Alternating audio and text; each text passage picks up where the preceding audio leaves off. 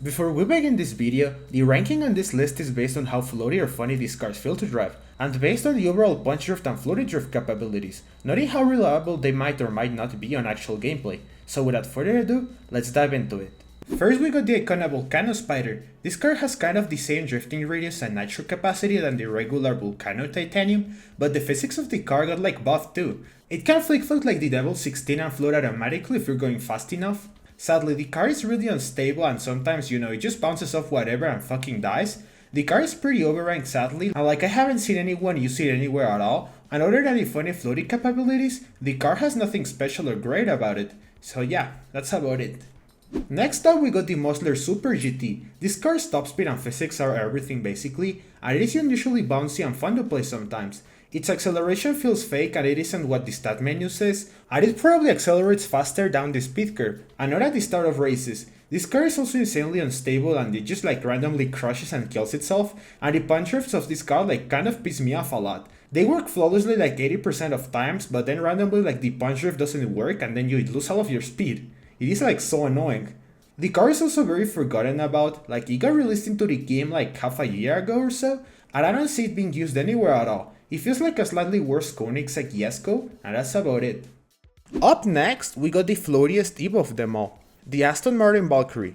I have hardly even seen this Evo being used anywhere at all, probably because it is like placed horrendously on multiplayer leagues, but it is like insanely bouncy and floaty, especially using its light Evo build. This car just bounces off anywhere really, and it got like really good punch rips. It recovers its speed pretty fast, cause I don't know why, but like the nitro boost from this car feels stronger than others, even though I'm using the light Evo build of the car. And the few times I used this Evo, it was extremely bouncy. It wasn't unstable like other cars that just make you crash every time when you use them. This Evo is so forgotten, it's actually like kind of sad, and I'd wish it was used more often honestly. Now we move on to the only special hunt car of the list, which is the Ultima RS. The car feels really fun to play with, like it got this combo of high nitro capacity, good handling and insanely floaty capabilities that it just makes it super fun to play. The car can do like infinitely long punch drips and I don't know about the 360 floaty drips cause I have never done them, like I only like punch drifting with this car.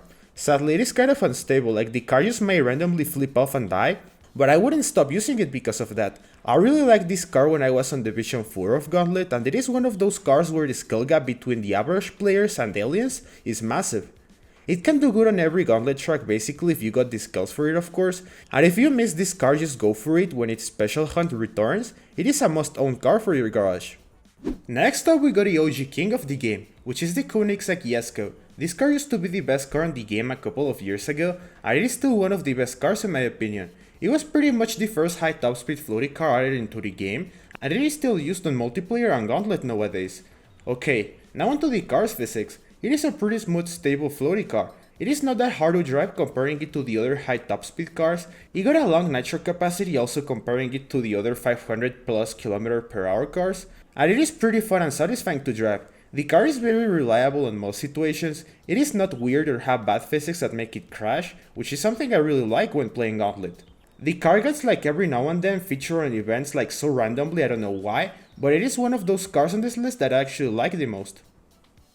Next up we got the Koenigsegg CC850. I was about to say this was the Jesko's older brother because of the vintage old design of the CC850, but the Jesko is actually older, so I don't know.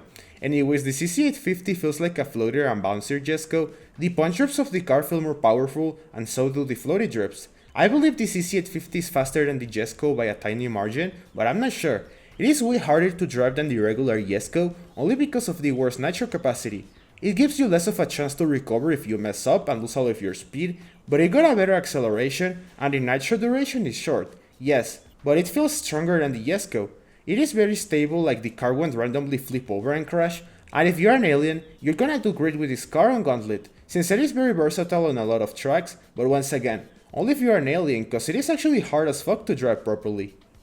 Next up we got one of the kings of the game, sadly outside the S-Class Elite, which is the Venom F5. It is still an amazing car to own, and by the way, I am still abusing the 1-star F5 strategy to this date. I refuse to ever try to upgrade it, and if you guys didn't know about it, it is that for MP2 the matchmaking is based on the car's rank alone, and that's it. The 1-star Venom F5 lands in about the 4k rank, which is actually insane. The car performs crazy good even at 1 star, so using it for MP2, you're getting a 500km/h insanely floaty S-Class car for only rank 4000. You're gonna be paired against other A, B or even C-Class cars, cause they are terribly overranked. They got no chance against the F5, so that's why I love the car. Anyways, it is insanely floaty, like it got pretty much the best punch and floaty drifts of the entire game, and it is also pretty easy to drive. You just punch drift on every corner you see and you'll just keep all of your speed. Driving this car is pretty simple, like you just save a bit of nitro for ramps and do not crash. The acceleration and nitro capacity are bad and even worse at 1 star, but it doesn't matter as long as you drive well. On the next part of our list, we have both the R8 LMP1 and the Audi R18 Quattro. Both of these newly added cars are extremely floaty and fun to play with.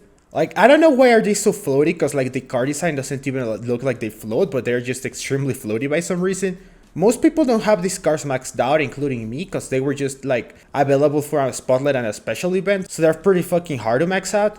But sadly these cars are kind of filler cars, cause I never seen anyone use them anywhere at all, cause first, like they were extremely hard to get, and second, they're just better cars on the same rank or multiplayer league. So they are all off meta and you're never gonna see them on Gauntlet or multiplayer or anywhere at all. But they do exceptionally well if you know how to play, and I think that is worth mentioning since people never talk about them. But anyways, in my opinion the R2000 is floatier than the other Audi Quattro or whatever it is called, because of the names of these cars are like weird as fuck, I don't know why. But still, like I don't see anyone talking about how floaty these cars feel to drive and yeah, like you got it, like fucking this game is dying, no one talks about new cars anymore, bro. I got checked into the Reddit and like no one cares. But anyways, the R2000 ends up being the winner here basically, because it is just better, it just feels better to drive and it is smoother, like the floats feel better, so yeah.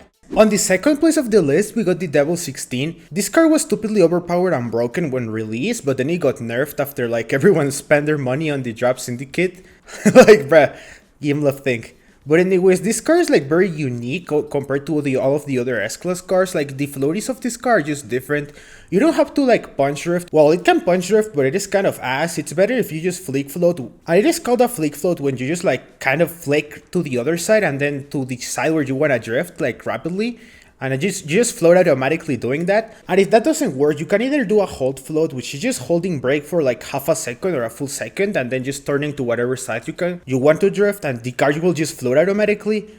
I don't like doing 360 floaty drifts with this car too much, because it is kind of hard, like I always mess them up. It is just easier for me to flick float or hold float with this thing. And floating with this car feels so satisfying, like you just keep all of your speed and it nearly like accelerates mid-drifting when you do it, and you can take really high top speed turns with this car as long as you don't mess up and you like fucking fail the hold float or flick float you were trying to do and then you just normal drift instead of floating and lose all of your speed. But this car is a pain in the ass to get. I have it at 5 stars. You can only get it from the Gauntlet shop, which takes forever. I'm not even upgrading it to 6 stars because I'm just waiting for that ultimate thingy or whatever it is called, where you can just upgrade any car to the next level. And I want to like cheese it for the Devil 16, but that shit hasn't come up since like last year. I don't know why. Fuck ass game loft. Like I'm just waiting for that offer so I can just 6-star my Devil. Finally, we got to the number 1 of this list, which is the Envision 74. This car is like so weirdly, unusually floaty, it's just fucking stupid. Like, you don't even have to drift, you don't even have to punch drift sometimes, and the car will just float automatically. It's just weird. Like, the car just feels like it is like hovering off the ground, like levitating somehow. It just feels like the completely different car in Asphalt Legends. Like, no other car on this game like feels like driving this car. Sadly, it is not competitive, like there's better S-Class cars, so I'll just get this turn on MP2 or multiplayer or whatever. But the car is like extremely fun to play if you actually like play for fun, you know, not because trying to win multiplayer. Sadly, the car got a low top speed and kind of like bad acceleration and fucking nitro and like bad everything, but it's just the floaties that make the car like better. If you know how to drive and you're like an alien player, you're gonna do amazing with this car. It is really fun to play with, like no other car can match how the Envision performs in Asphalt Legends. Right now it is on a Grand Prix this season, which I'm trying to get its key. I only have it at 3 stars, so it's kind of shit. Like, I don't know, the floaties feel better when it is at max. I don't know if because the car accelerates faster or what, but the floaties of this car work better when you're going at its top speed or near top speed. Because if you're going pretty slow, it doesn't float and you'll just fucking lose all of your speed on any drift. Thanks for watching, guys. I hope you guys enjoyed this video. Let me know down below if what you want to see next, any like next comparison. I'm thinking about my favorite cars on this game and why, like the F1LM and the 16 are just absolute and so on. But yeah, I really recommend. Thanks for all the support, guys. I'll see you later.